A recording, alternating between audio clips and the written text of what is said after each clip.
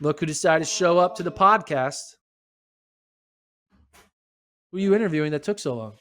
Everybody. Everybody? Okay. You ready for the Jamaica recap? Yes. So the chat wants me to talk about Jamaica. I had to wait until you got here. I was actually in Jamaica. You were in Jamaica? You're reporting? Okay. What's up, Colt? I can't hear him. You can't hear him. I can hear him. What's up, chat? What do people want to know? We need to talk. I haven't mentioned anything right. about Jamaica. I'm going to go in order. Let's start first. Okay. Yohan Blake, 985. Are you kidding me?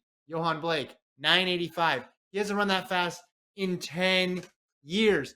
Guys, 10 years. Gordon and I were watching a meet. We're at a track meet. This result comes across Twitter when we're looking at our computers.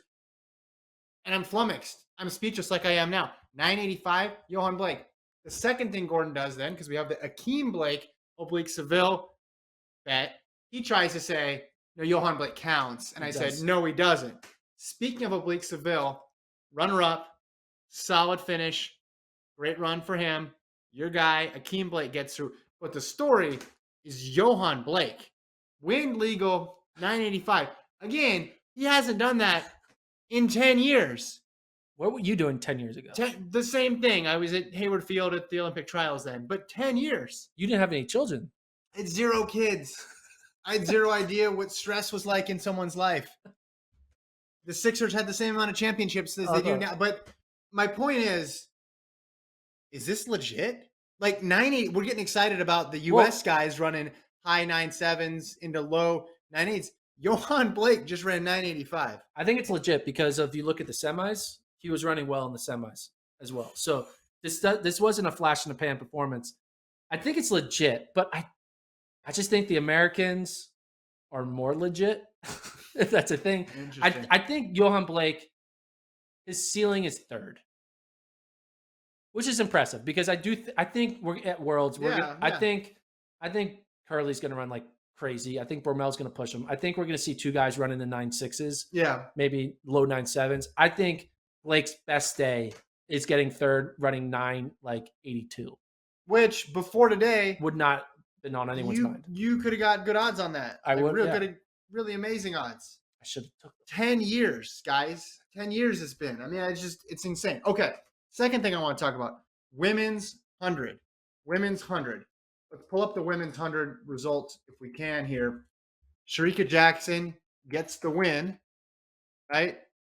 Kemba Nelson, surprise in 2nd. And then Elaine Thompson-Herah gets 3rd. Now, everybody says, don't panic about Elaine Thompson-Herah. Same thing happened last year. She's going to come on late. And then now you look at her earlier season results in a little bit of a different light. Hey, why were we so sure about Elaine Thompson-Herah early in the season? Well, we were sure about her because of last season, not necessarily this season. So I'm not panicking about Elaine Thompson-Herah. I'm not worried about Elaine Thompson-Herah. I think she's going to be fine. This is a big race for Shericka Jackson, 10:77, right? That's fast. The thing I want to talk about, though, as well, was it the semis? Yes. The semis. Semis. We have video here. All right, we have this video. Shelly-Ann Fraser-Pryce is in the semi. She's wearing a T-shirt. I think she's wearing spikes. She might as well be wearing sneakers. She just starts and then stops. And listen, I am not upset at Shelly-Ann Fraser-Pryce for doing this. She doesn't need to run because she has the bye. I'm upset that we're still playing these games. If they have the bye and they don't want to run, don't make them run. This looks so silly for the sport of track and field as a whole. And this is so hard to explain to somebody if they don't know anything about track and field, why this is a thing that's happening at the national championship. Why does she have to start the race? Why does she have to even be in the meet in the first place if we're just going to let them in? Either we have wild cards and we have waivers or we don't. National federations, I get it. They want to see their stars there. But I think this is worse than not having her run. Again, this is not a critique. I want to be clear. Chat, everybody listen later. It's not a critique of Shelly-Ann Fraser-Pryce. I'm going to clip it right before you say it's not a critique, so people attack you. I bet you would. Okay. It's just, why are we doing this to ourselves as a sport? Like, why is this a thing that happens? I don't get it. Are you with me? Let's just get rid of this whole waiver thing. Let them run if they want to run. If they don't have to. I said it yesterday with Muhammad. I'm saying it again right now. Yeah, no, I agree. I think the whole idea, though, is federations need to know if we are sending a person who exists. Okay. There is clear and undisputed evidence that Shelly-Ann Fraser-Pryce both exist in 2022 and is fast. Send her, print out, fax, copy, whatever you need to do, her results. You shouldn't need to show up to show that. Yeah, but like, what if she had last race was what if Shelly-Ann's most recent race was in March and she ran 11:3? She's got to buy. They're not going to use the buy. They're going to give it to somebody else. Okay.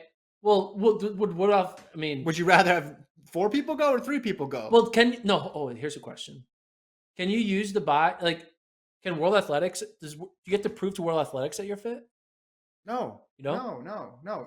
So if you have like a broken leg, you're allowed to stand on the track if you have a buy? World Athletics has a certificate, golden ticket for Shelly-Ann Fraser-Pryce. Yes. That's redeemable. No matter what. Yes, exactly. Even if she had a broken leg. It's the national champion. There's the national federations that want them to run. And I understand why they want that. However, it's very clear that the incentives aren't there to do it. So then you end up with situations like this.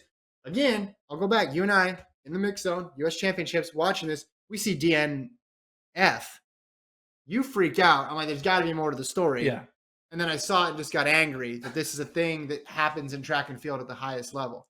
Now, some people say, hey, just run the race. It's your national championship. That's, go and do it. But again, the incentive structure is not there to do it. So you have this situation. She warms up. She gets in the blocks. I guess false starting didn't count, or she didn't want a false start on her record. So she just stops. And that's what we have. And it just looks silly. I just think it just looks silly for the sport as a whole. Just get rid of it. No waivers. They're not going to show up to their national championships. That's fine. She's got to show up in the 200, right? If she wants to run the 200.